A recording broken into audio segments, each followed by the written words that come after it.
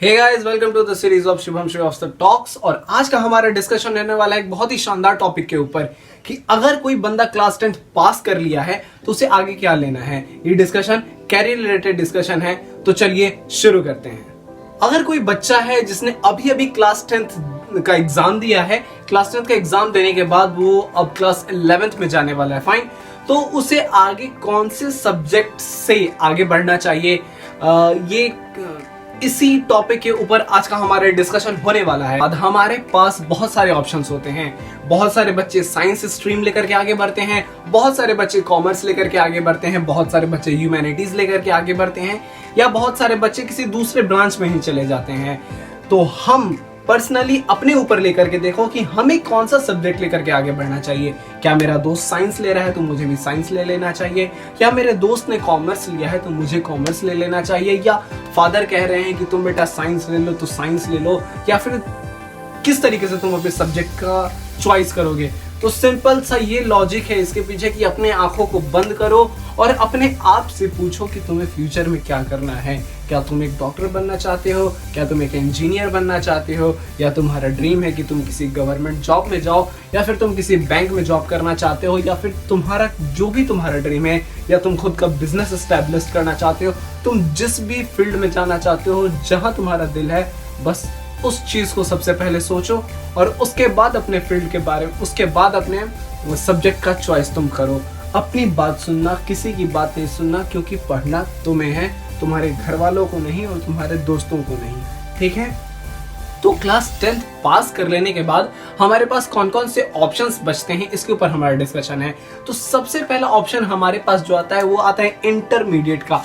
अगर हमने class 10th पास कर लिया है तो सबसे पहला ऑप्शन हमारे पास आता है इंटरमीडिएट का। इंटरमीडिएट क्या है? इंटरमीडिएट सिंपली 2 साल का कोर्स है, जिसे class 11th and class 12th यही होता है इंटरमीडिएट, ठीक है। तो ये 2 साल का कोर्स है जिसमें class 11th and class 12th हमें पढ़ना होता है। इस दौरान हमें कुछ सब्जेक्ट्स का चॉइस करना पड़ता है कि हमें कौन से स्ट्रीम से आगे बढ़ना है। क्या हमें साइंस लेना है, क्या हमें कॉमर्स लेना है, या हम ह्यूमैनिटीज लेकर के आगे बढ़ेंगे। ह्यूमैनिटीज जिसे हम आम भाषा में आर्ट्स भी कहते हैं।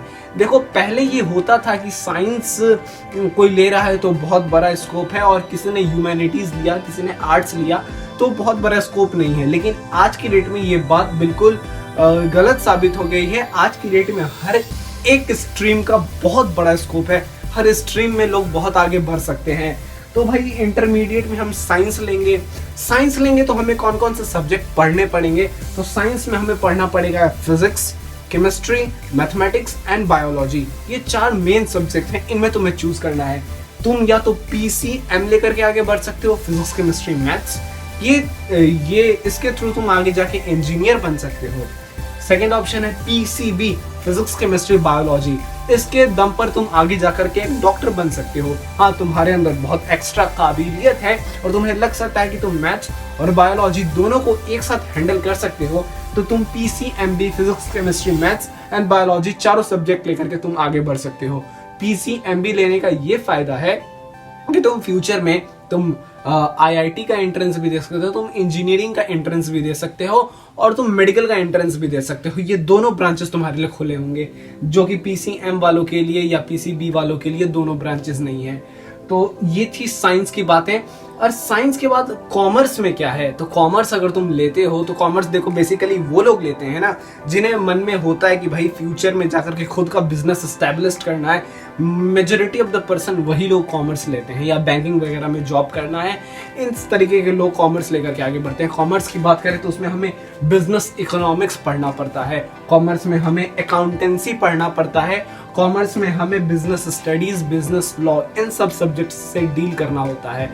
और इसके साथ ही अगर फिर फाइनल एग्जाम की अगर बात करें तो साइंस हो या कॉमर्स हो या ह्यूमैनिटीज हो, इन सब में तुम्हें एक बेसिक लैंग्वेज लेकर के चलना ही पड़ेगा। इंग्लिश, हिंदी, जो भी तुम लैंग्वेज लेकर के आगे बढ़ना चाहते हो वो लैंग्वेज लेकर के तुम आगे बढ़ सकते हो। जैसे सीबीएसई में इंग्लिश कंपलसरी है, उसके बाद तुम अदर लैंग्वेज भी कोई तुम चूज कर सकते हो। इसमें कॉमर्स में भी सेम चीज़ है, तुम लैंग्वेज तुम्हें एक लेना ही पड़ेगा, एक लैंग्वेज लेकर के तुम आगे बढ़ सकते हो।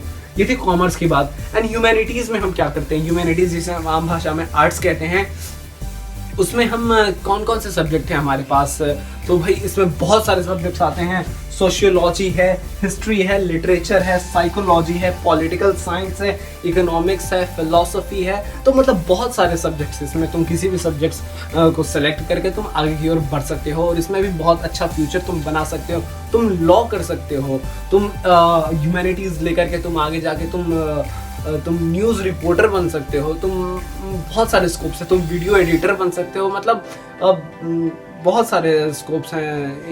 इन सारे स्ट्रीम्स को अगर हम देखें, अगर तुम्हें इंटरमीडिएट करने का मन नहीं है, तुम नहीं चाहते हो कि 11th-12th करें, तो तुम कुछ और कर सकते हो। तुम कुछ और में क्या कर सकते हो, तुम पॉलिटेक्निक में तुम जा सकते हो।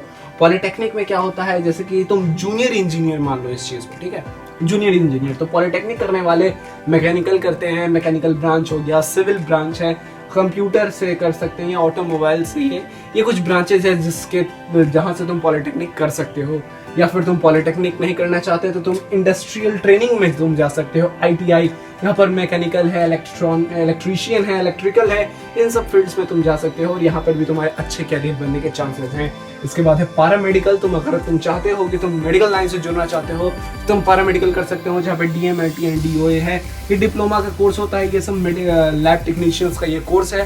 तो ये लैब टेक्नीशियन का कोर्स है, इसके दम पर तुम किसी भी ऑपरेशन थिएटर में तुम साइड में तुम किसी तरीके का जॉब तुम्हें मिल जाता है, जहाँ पर तुम्हें लैब्स वगैरह में तुम्हें लैब्स को किस तरीके से मेंटेन करना है, इन सब चीज़ों को सिखाया जाता है तुम्हें इन कोर्सेज में। अगर तुम इसके अलावा भी तुम्हारे पास बहुत ऑप्शन है, शॉर्ट टर्म कोर्स में तुम जा सकते हो, for example Tally and graphics, इन सब चीज़ों को भी तुम सीख सकते हो। कंप्यूटर पे तुम्हें सिखाया जाएगा कि टैली, ग्राफिक्स ये सब किस तरीके से बनाया जाता है और इसके दम पर भी तुम आगे फ्यूचर में कुछ कर सकते हो। ये कुछ बातें थी कि क्लास 10th के बाद हमारे पास क्या ऑप्शंस रह जाते हैं, यदि कौन से सब्जेक्ट्स लेकर के हमें आगे बढ़ना चाहिए क्लास 10th के बाद।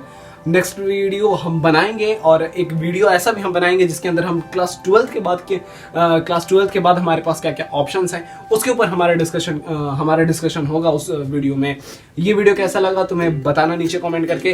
अगर कोई डाउट रह गया हो मन में तो उसे भी नीचे कमेंट करके जरूर बताना। वीडियो को लाइक कर देना, चैनल को सब्सक्राइब कर देना, दोस्तों के साथ शेयर जरूर करना, अपने दोस्तों के साथ जिन्होंने अभी क्लास 10th पास किया है और शायद ये वीडियो उन्हें मदद कर पाए, तो उनके साथ भी इसे शेयर जरूर करना। एंड तब तक के लिए ऑल द बेस्ट।